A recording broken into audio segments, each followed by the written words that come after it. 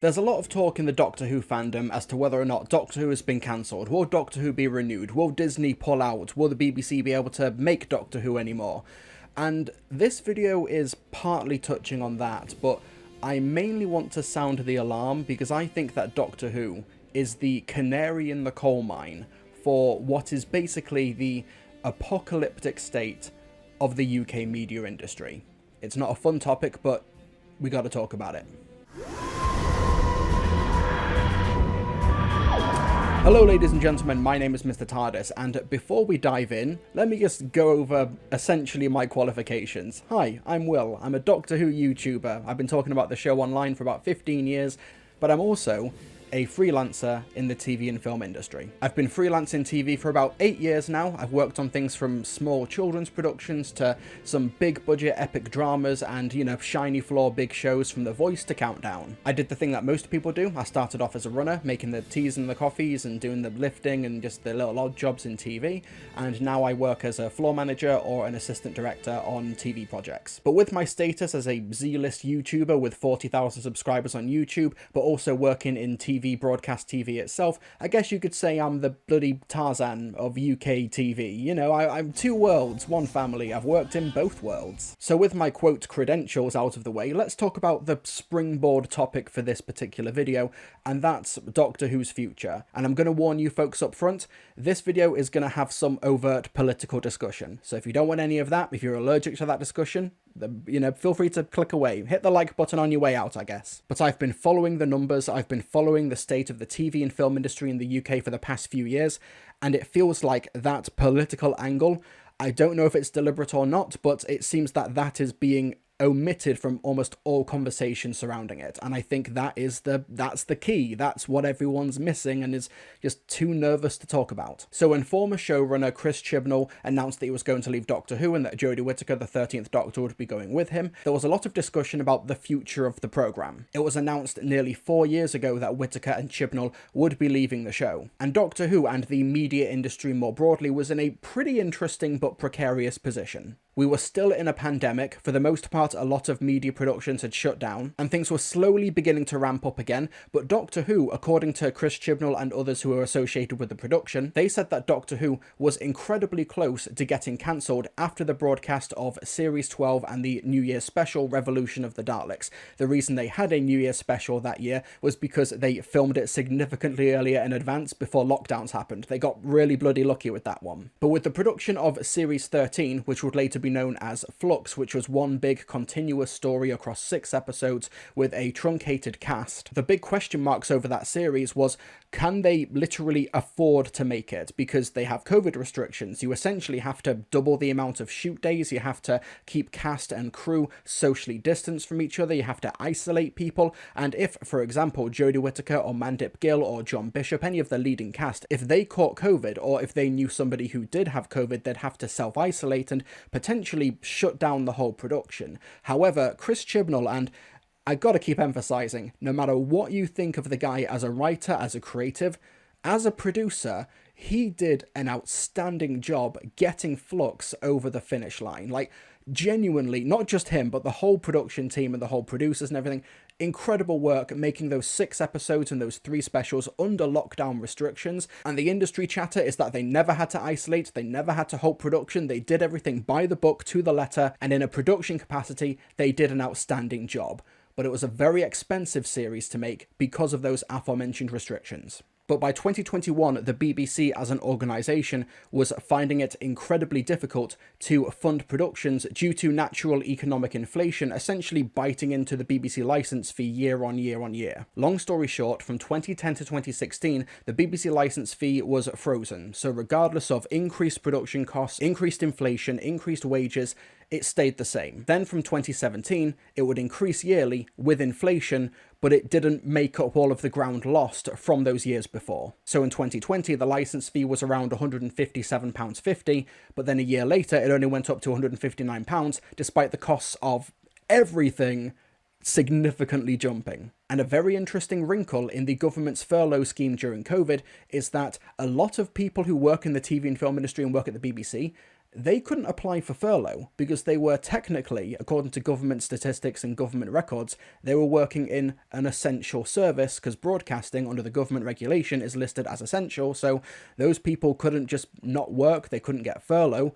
And a lot of people, where the jobs weren't there anymore, they just left the industry. They just couldn't work anymore. I don't have any peer-reviewed proper data for this particular statistic, but the statistic that I've been hearing from multiple people over the past few years is that during COVID, an estimated 60% of people who work in the TV and film creative industries in the UK, they left during COVID because they couldn't afford to stay in that industry anymore. So what you have there is a massive amount of brain drain leaving the industry. But then in late 2021, early 2022, you get this massive post-COVID boom with all of the streaming services coming to the UK to film stuff. You get a big economic boost as things start filming again. If you were lucky enough to have stayed in the industry after COVID, you were going to be inundated with a lot of work because a lot of people had left, so there's less competition. And during the pandemic, with cinemas closed, with people indoors, everyone was starting to engage with streaming. Netflix, Amazon, Disney, etc., they had a massive boom during COVID, and for the most part, that boom kind of sustained afterwards because they'd essentially changed the culture's viewing habits. And it initially seemed that Doctor Who would be a beneficiary of that boom. Russell T Davies was announced to be coming back. Doctor Who could not really be afforded to be made properly in-house at the BBC anymore, so they moved the production responsibilities over to Bad Wolf. And internationally, Disney would be distributing the show on Disney+. If you want to watch the show outside of the UK, you watch it on Disney. It was announced on May 8th, 2022 that Ncuti Gatwa would also be the next Doctor. And May 8th, 2022, if I've done the video uploads right, that was 3 years ago today. I was on my honeymoon when that happened and had to stop everything to record a quick video. Yeah, Ncuti Gatwa announced 3 years ago. But now, what's happened since 2022 to now where it looks like he might be leaving the show? Well, let's have a look at the state of play now. But before we dive into that, if you enjoy Doctor Who, if you enjoy TV and film commentary and such, be sure to subscribe to this channel as well. Be sure to tune into all the live streams that I do. Hit the notifications bell, leave a comment down below, all that good stuff. Let's appeal to the almighty YouTube algorithm. I also have a Patreon. I also have YouTube memberships, because I'm incredibly lucky that while I do work as a TV freelancer, if the work does get quiet for me there, I am able to rely on you incredibly wonderful and generous folks to help keep the lights on here. But anyway, back to the history lesson. So when Russell T Davies came back, he said what he wanted to try and do was to have yearly Doctor Who, because the model that the BBC had been able to do with Doctor Who when it came back in 2005, that was not really sustainable anymore, where you'd have 13 or 14 episodes, I guess, a year if you include the Christmas special, but it was a grueling schedule for the team. And as production equipment becomes more advanced, as post-production becomes more complex and there's more to do, it makes sense that over the years we've had a reduced episode count of Doctor Who. In 2005 we had 13 episodes, and now we have 8. But those 8 episodes take longer to make. There's recently been a trailer that's dropped for Series 2 of Wednesday on Netflix, and people are saying, God, it's taken so long for them to make and film this second series of Wednesday that the actor who plays Wednesday's brother, Pugsley, has had a massive growth spurt in the interim. So the BBC and Bad Wolf, they strike a deal with Disney, where after the 60th anniversary specials, the 3 specials that would star David Tennant and Catherine Tate for the show's 60th anniversary, those would be funded by the BBC. But after that, from the Church on Ruby Road onwards, that would be co-funding between the BBC and Disney. So they start filming all of that from mid-2022, late 2022 onwards, so that they can start releasing a proper series, starting with the Christmas special in 2023, and then season 1 in early 2024, and now season 2 in early 2025. We also have a spin-off, The War Between the Land and Sea, with that release date pending. We don't know when that's happening yet. So there we are. We've had yearly Doctor Who under Russell T Davies, right? If we go from the 60th anniversary specials and assume that The War Between the Land and Sea will broadcast in early 2026, then, we've had that streak. But in terms of actually making the next season of Doctor Who, everything's up in the air now. We've had Russell kind of backtracking by saying, no, the plan was always to wait until season 2 came out and then Disney would recommission. But in order for Disney to want to recommission and have yearly Doctor Who, they would have had to have greenlit the new season way before season 2. Even if they started filming this month in May, it's kind of unlikely that we'll even have a Christmas special of Doctor Who in 2025 or a New Year's Day special in 2026. And we have the situation surrounding Ncuti Gatwa as the 15th Doctor. When he was first cast 3 years ago, with the exception of Sex Education for Netflix, he was a relative unknown. but from his casting up until his first proper appearance in Doctor Who, in The Giggle, his star massively rose, to the point where Ncuti might think that filming so much Doctor Who in advance might have hindered his career somewhat because he's still currently the Doctor and might not be able to accept other projects. But the prevailing wisdom from fans was that Ncuti would do the 2 seasons and the Christmas specials associated with those, and then he'd take a break from TV to do theatre. He did The Importance of Being Earnest for the National Theatre. And then after he does that run, he returns to do season 3, maybe even season 4, depending on how Disney wants to recommission. However, Disney had not recommissioned at that point, so Ncuti has not gone back to film Doctor Who, even though according to an unbroadcast segment of his interview on the Graham Norton Show in late 2024, that seemed to be what he thought was happening, and a few weeks ago it was announced that Ncuti Gatwa was going to be going back to the stage in late 2025. Ncuti Gatwa cast as Elizabethan playwright Marlowe in the play Born with Teeth from the Royal Shakespeare Company, and the show will play for 11 weeks from the 13th of August. That's a run that's going to fill up Ncuti's calendar until early November, so it's safe to say that if Ncuti is going to be returning as the next Doctor, he's not filming anything until November or December at the absolute earliest. But this is not a video about whether or not Ncuti Gatwa is going to be returning as the Doctor. This is a video more broadly talking about Doctor Who's current state. And we'll go back to those comments that Ncuti made on the Graham Norton Show that weren't broadcast, where he was saying that apparently they were set to start filming in early 2025. And as a freelancer who works in TV, I can confirm I did hear chatter, I did hear talk, I saw crew listings for stuff from Bad Wolf in late 2024 for a high-end TV drama to start filming in early 2025. And from what I've heard, I can't confirm it firsthand obviously, but from people who I know who work closely with these productions, people I know who applied for these roles or were asked about applying for these roles, I can confirm that from late 2024, the plan was, yes, we are going to start filming Doctor Who in 2025. That was the plan.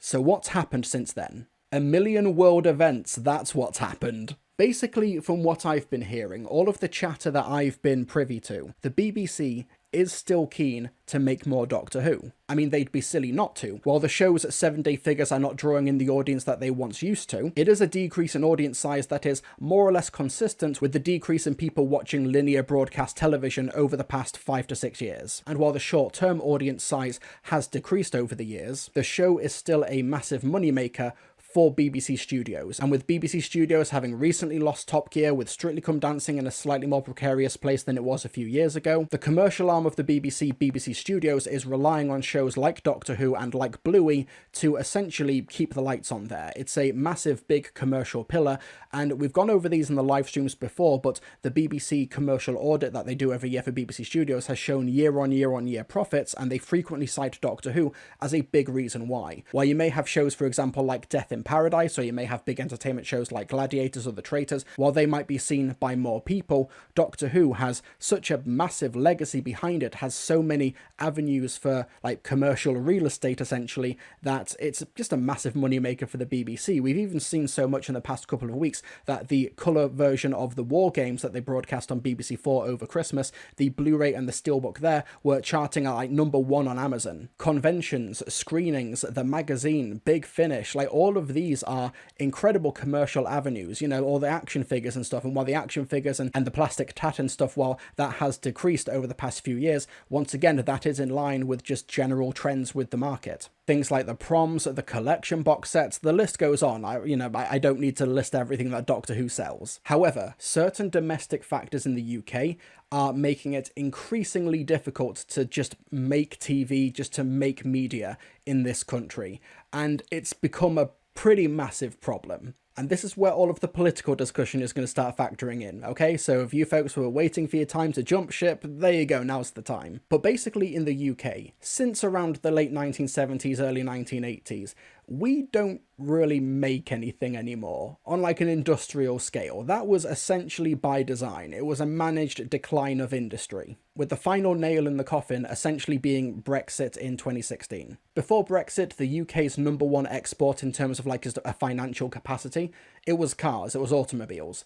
Now, it's actually media. Because for centuries the country has invested in our arts, in our culture, in our music, in our theatre, in our capacity to fund and create and train artists and directors and writers and actors and musicians and such, We are actually an incredibly great island for creatives.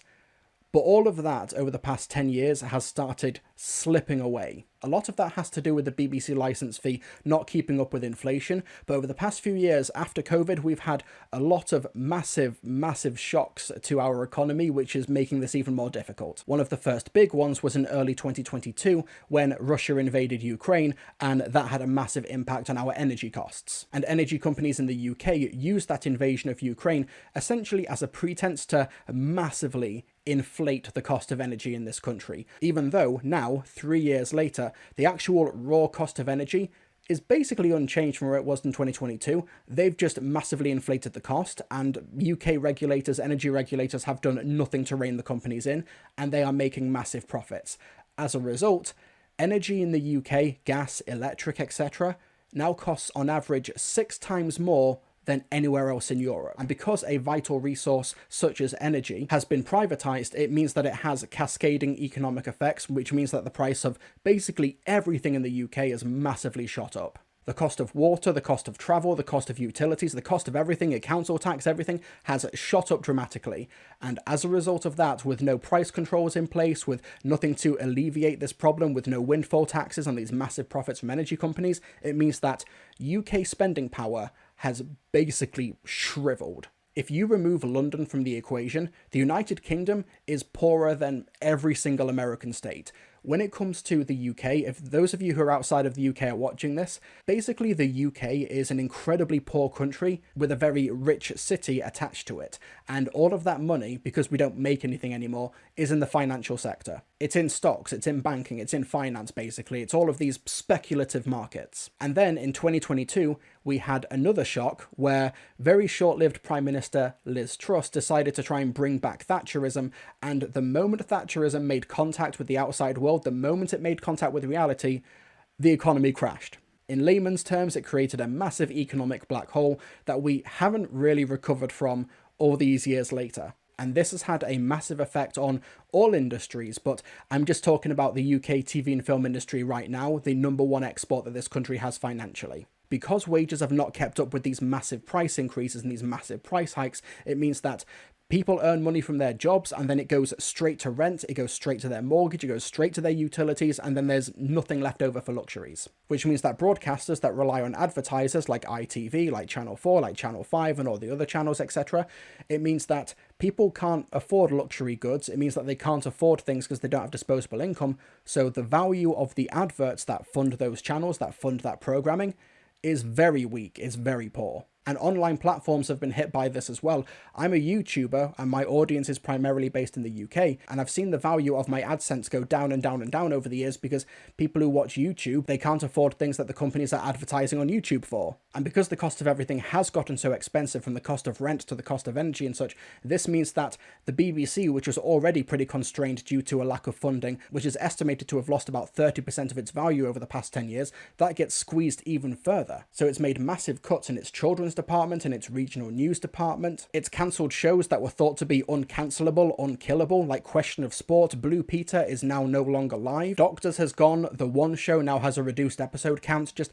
all of these massive cuts to this institution, which only a few years ago was celebrating its 100th anniversary, and this has resulted in a massive decline in the amount of commissions that are being made, where the BBC can't really afford many new commissions at the moment, and these advertiser-funded broadcasters and these other broadcasters, it's too expensive to make anything, and the revenue is just not there. Mr. Bates versus the Post Office, made through ITV, that was seen by like 11 to 12 million people on ITV, on an advertiser-funded broadcaster, but it lost the money because adverts just aren't worth enough. If a show is able to be seen by over 10 million people and is able to shift cultural conversation and create discourse in Parliament and change or affect legislation, but it still loses the broadcaster money, like, the centre cannot hold. It's gonna fall apart. But Mr. TARDIS, isn't that what the Disney money is for? Yes. But that can still only go so far. Unfortunately for this conversation, we don't really have all of the data, we don't really have all of the numbers, we don't know how much Disney is putting into Doctor Who in order to help to fund the budget, but let's just say that it's a few million per episode. That's relatively small change when it comes to the stuff that Disney makes on its own in-house. The latest season of Andor cost nearly $300 million for them to make. And for a similar episode count, they can fund the production of Doctor Who for like less than a third of that. And when I say less than a third of that, from what I understand, that's like the total episode budget count, not just like half of it paid by the BBC, half of it paid by Disney, for example. It's chump change, it's pocket change, basically. And Disney have spoken recently about wanting to invest more in the UK and in Europe to make more stuff. However, there's been some massive changes over the past few months, and those are the political changes. Donald Trump became president again, and an unhinged Republican Party is following, and they're wanting to get some early optical wins by getting rid of DEI, whatever that means, but what they really mean is that we want less black people on screen, less queer people in media, etc., less disabled people in media, etc., etc., which, for a show like Doctor Who, is a bit of an issue, because it's meant to be an inclusive show, it's meant to be an inclusive universe, space for all. Russell T Davies is a gay writer, Ncuti Gatwa is a queer black actor. The upcoming episode, The Interstellar Song Contest, is written by a trans woman. We've also seen Disney caving by removing things from their streaming service and also changing things after the fact to get rid of any LGBTQ plus representation in them. So that's sort of the social things holding Disney back, but why would they want to film something in the UK when energy costs are 6 times higher than elsewhere in Europe? Maybe they might want to take the risk and film elsewhere in Europe and film something entirely new so they don't have to deal with those excessive, massive costs that our current government are doing fucking nothing about. They are fully asleep at the wheel here.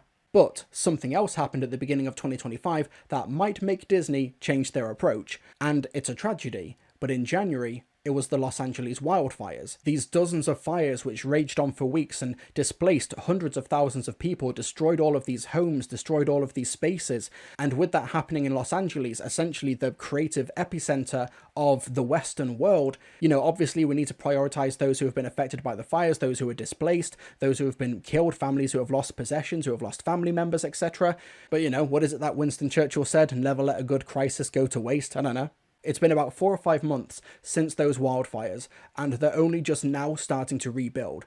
But with Trump and, like I said, an unhinged Republican Party, they might want to not fund the creation of Los Angeles. They might not want to fund all of these liberal creatives and etc. So Disney, in a quest to forever make the line go up, might want to make sure that they have some irons in the fire. They might want to make sure that they have these productions ready to go, these productions being made, because it might be incredibly difficult to make them in Los Angeles until things have gotten back to normal. But wait, there's more, because last month we had Trump's Liberation Day, which resulted in all of these tariffs. And for some reason, the United Kingdom got the lowest 10% base tariff rate. So, I don't know, maybe America wants a good relationship with the UK or something. I can't imagine why. But the downstream effect of these tariffs on the American TV and film industry, those are wholly unpredictable at the moment. And these tariffs, while economical nonsense and essentially imperial suicide, it is partly being done to encourage American companies to make more stuff in America, so they might not want to go to the UK to film stuff. And despite, like I said, it's economical suicide, there's no good business sense to this. It does look like streaming companies and corporations are falling in line. They're essentially bending the knee to Trump. An article here from Screen Daily, global film and TV industry braces for expansion of Trump trade war. Trump signaled his intentions to target the film and TV sector in a White House memo published on February 21st, titled Defending American Companies and Innovators from Overseas Extortion and Unfair Fines and Penalties. I'll put a link to the full article in the description so that you can read it, but organisations such as the Directors Guild of America, the International Alliance of Theatrical Stage Employees, they're essentially bending the knee here. I mean, put aside Disney for a moment, some of Netflix's biggest productions were ones made outside of America. Squid Game, Adolescence, Baby Reindeer. It's why an isolationist tariff policy is just... It's stupid. It's financial suicide. It's economic illiteracy, but we are dealing with Donald Trump here.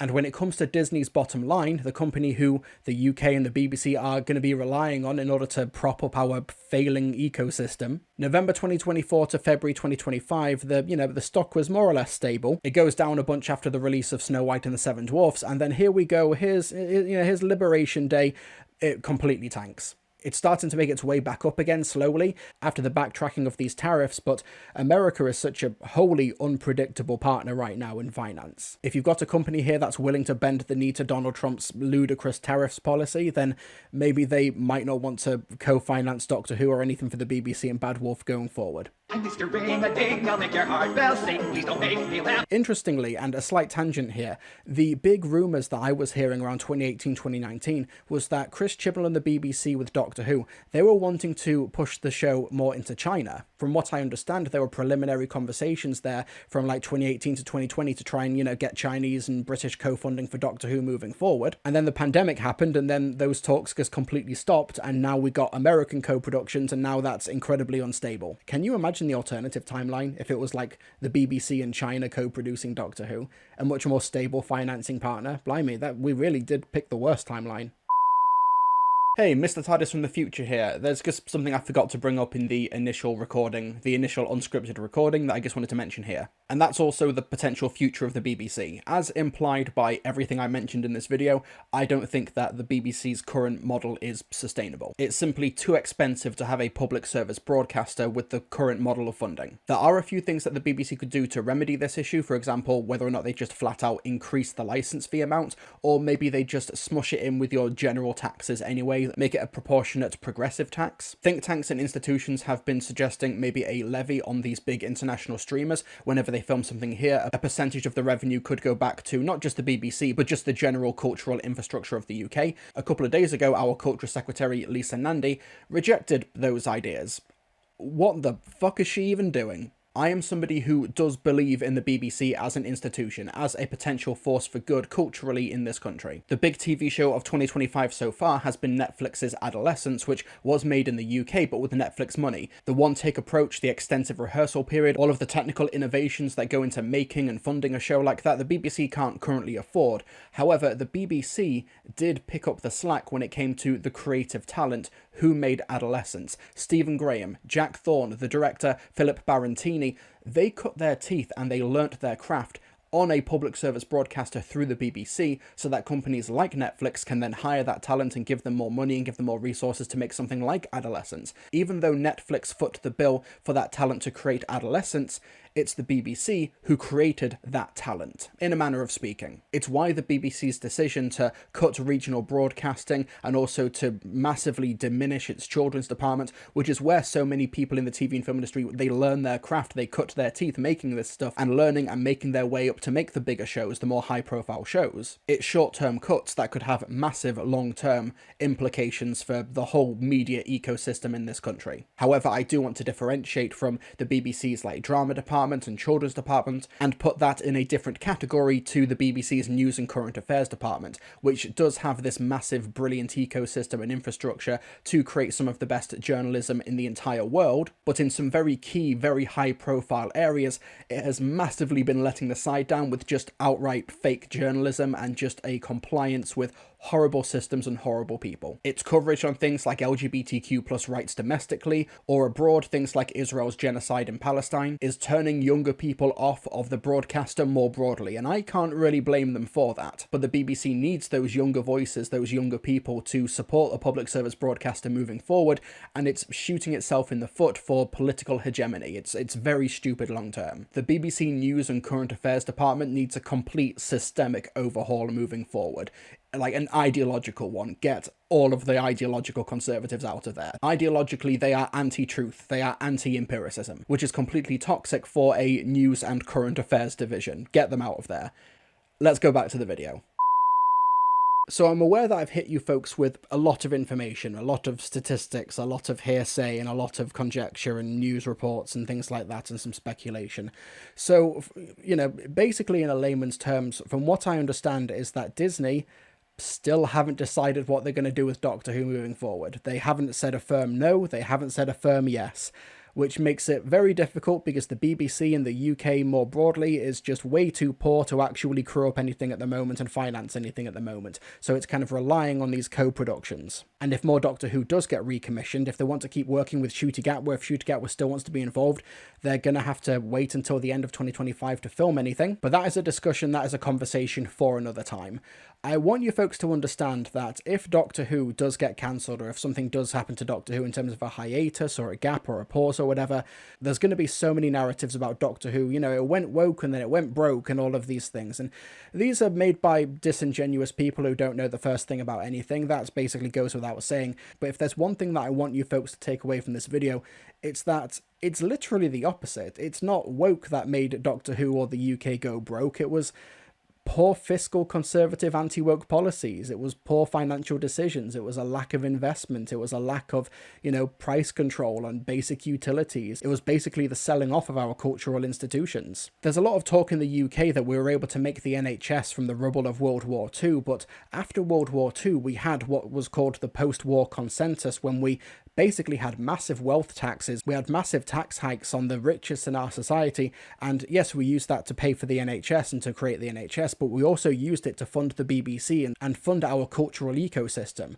So by the 1960s, we have James Bond, we have Doctor Who, we have the Beatles, we essentially have a decade of just British cultural supremacy that came from the post-war consensus with these economic policies of wealth redistribution.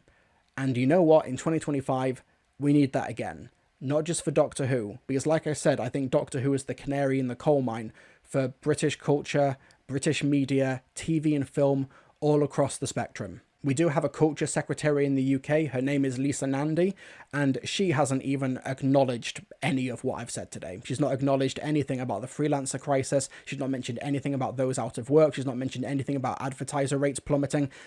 She's basically fucking a corpse at the moment, practically speaking. Like, you could put like a dead body in her position and practically nothing would change. So if there's anything you folks want to be able to do to try and help remedy the situation, write to your MP, let them know about this massive crisis in the UK TV and film industry, which, like I said, post-Brexit is our #1 economic export. I will admit, I do have a vested interest in seeing the UK TV and film industry do well. I work in it, I commentate on it on YouTube, I do have a stake in this. But let's say that Doctor Who has a near worst case scenario. Disney pull out, they're not funding anymore, so the BBC has to try and make it in-house again, or make it with Bad Wolf again on a significantly reduced budget, significantly reduced resources. How could they do that? How could they afford to do that?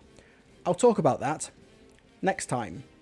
Next time, we'll dive into what I would do with Doctor Who in this current precarious state. And if you are a YouTube member or if you're a patron, you should be able to watch that video early right now. I'm going to have credits here. If you folks enjoy these videos, then be sure to support them via Patreon, support them via YouTube memberships. Like these wonderful names you should see scrolling down the screen right now. And I'd like to give a shout out to these supporters: AJ, Ben Langdon, Blue Up, Tuba City Blues, Dan, Daniel Davis, DC63 Productions, Dean Jones, Dylan Whitaker, Air Hoovian, High Lord Wolnir, Jack D. Evans, Joseph Adams, Lard Dragon Ezra, Leela, Maria Bergman, Marianne Mogensen, Michael Serrano, Miranda Logan, Palex, Quinny, R. Sprinkle, Raven Woods, Retrospective Raccoon, Reese Lloyd, RJL, Ross A.T. Stewart, Sleep No More's #1 fan, Terry Johnson, The Brit Sniper, The Scarlet Watcher, Warrior Custom Figures,